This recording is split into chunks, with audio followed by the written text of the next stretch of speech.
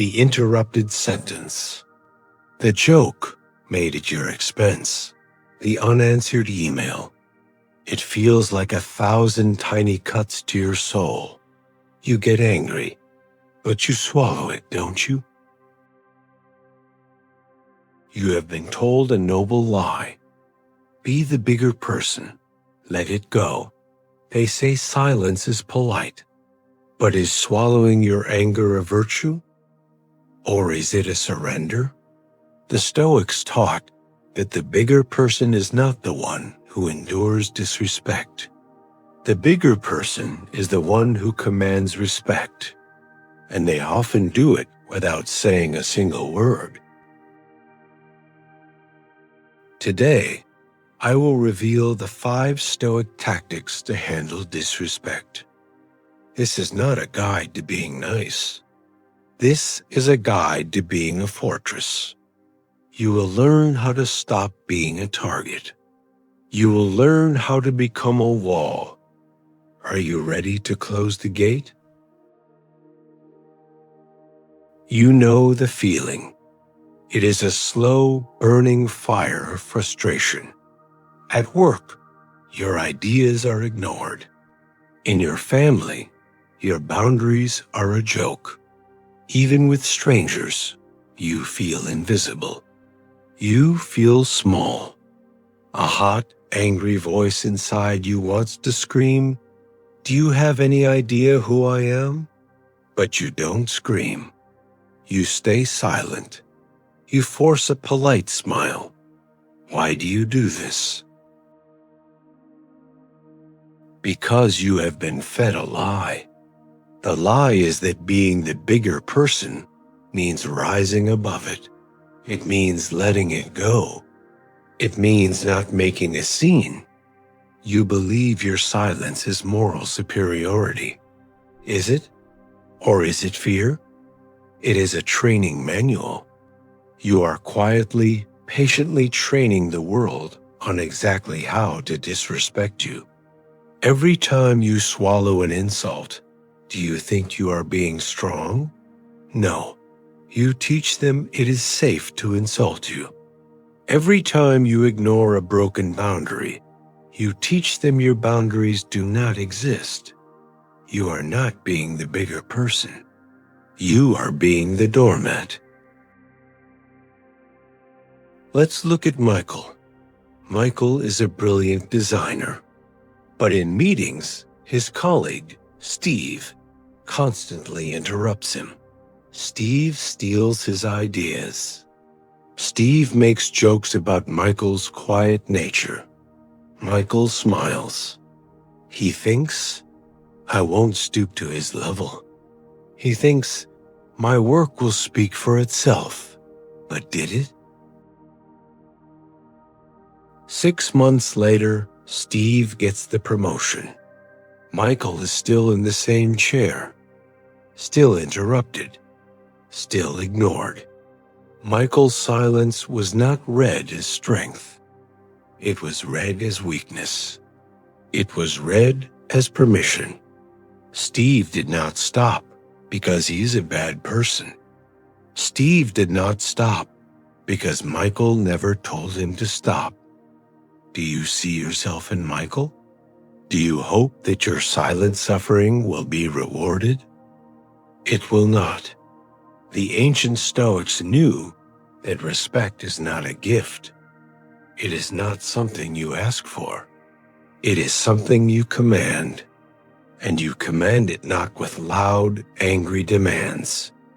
You command it with the calm, unshakable demonstration of your own self-worth. Today, you will stop being the bigger person. You will begin the work of becoming the stronger person.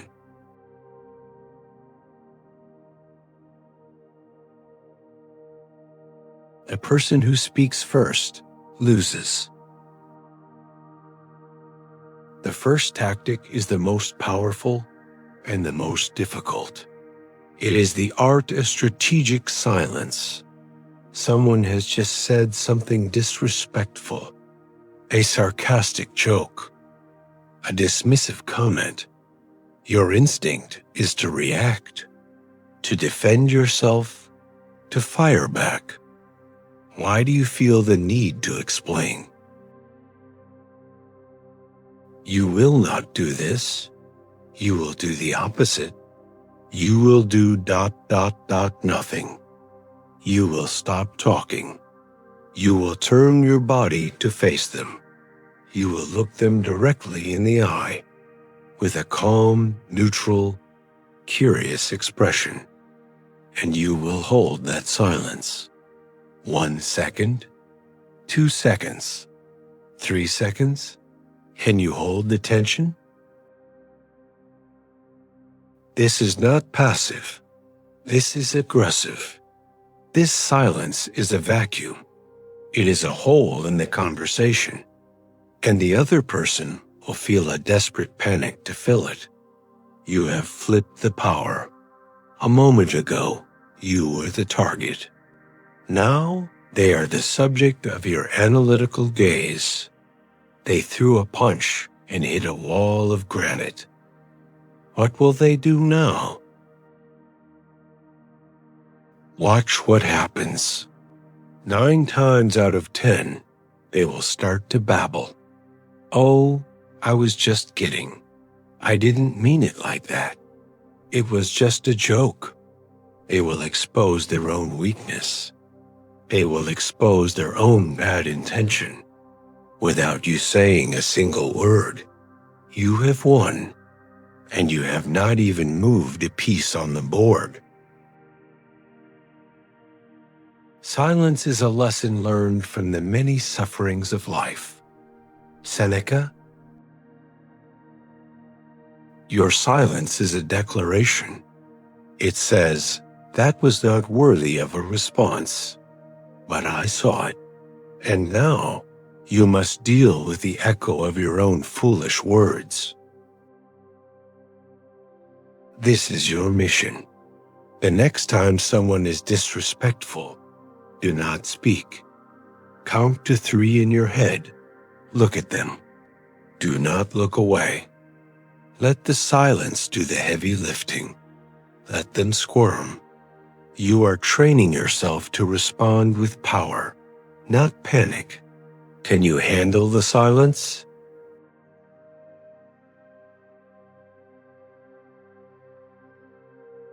Force them to confront their own words. The second tactic is for when silence is not enough. It is the art of the calm, surgical question. Your opponent has been passive-aggressive. They have insulted you, but hidden it. Instead of reacting to the insult, you will ignore the emotion. You will treat their statement as confusing data, and you will ask a simple, cold question. There are 2 forms. Form 1. Can you repeat that?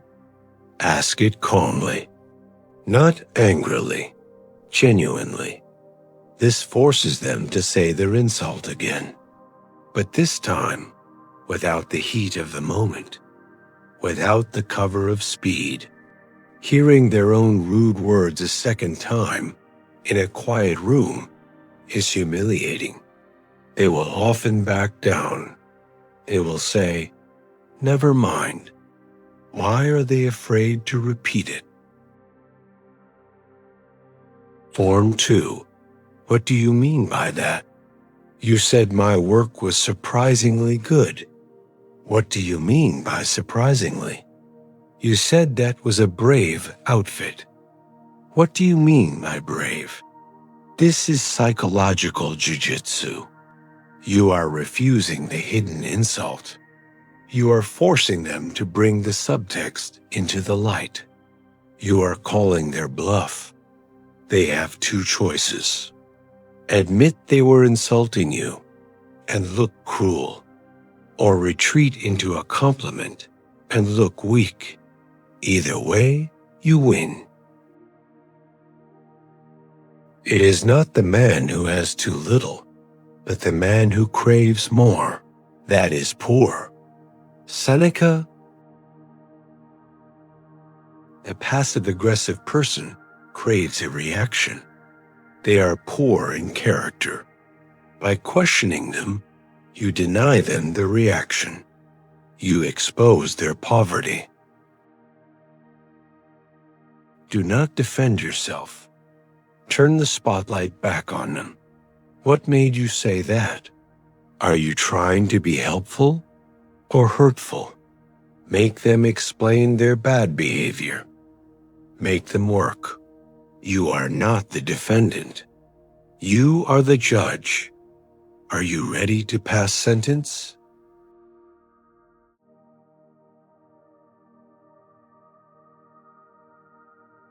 Your presence is a privilege, not a right. The third tactic is a demonstration of value. It is the strategic withdrawal. Sometimes, the most powerful move is to leave. You are in a conversation. Someone interrupts you. Do not fight to get the floor back. Do not raise your voice. Stop talking. Lean back. Look away. Check your phone. You have withdrawn your energy. You have voted with your attention. Why should you give them your time? In a more extreme case, leave the room. Someone makes a disrespectful joke in a group. Do not argue, not explain. Stand up, say calmly, "I am going to get some air," and walk away. This is not defeat. This is a power move. It says, "I will not participate in this. This interaction is beneath me. You have lost the privilege of my company." Your absence is louder than your presence. It leaves a vacuum. It forces the group to confront the disrespect. You have enforced your standard. People who respect themselves do not stay where they are disrespected. Why do you stay? Why do you keep talking to people who don't listen? Are you afraid of being alone? Are you afraid of being rude? Leaving is not rude. Wasting your own time is rude. To yourself. Your feet are your most powerful argument. Use them.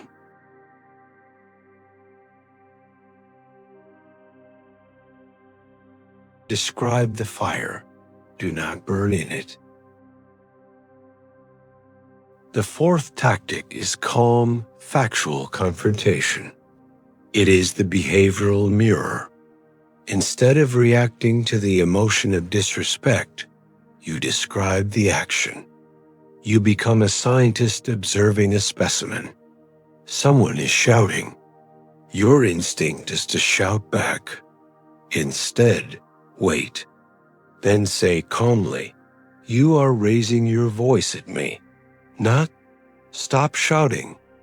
Not, "You are a jerk." Just the fact. You are raising your voice. Why are you reacting to their emotion instead of their action? Someone interrupts you. Wait, then say, "I was in the middle of a sentence." This is impossible to argue with. You are not talking about feelings. You are stating a fact. It forces the other person to see themselves. It pulls them out of their emotional brain and into their rational brain. They must acknowledge their behavior.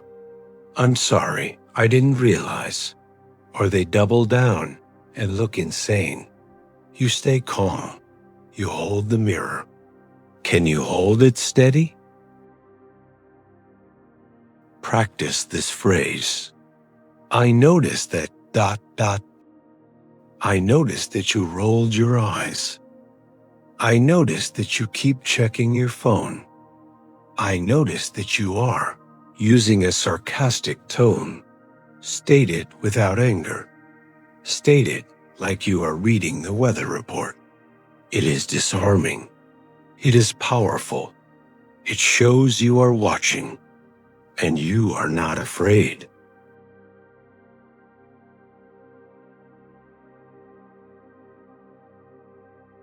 Some limbs must be cut to save the body.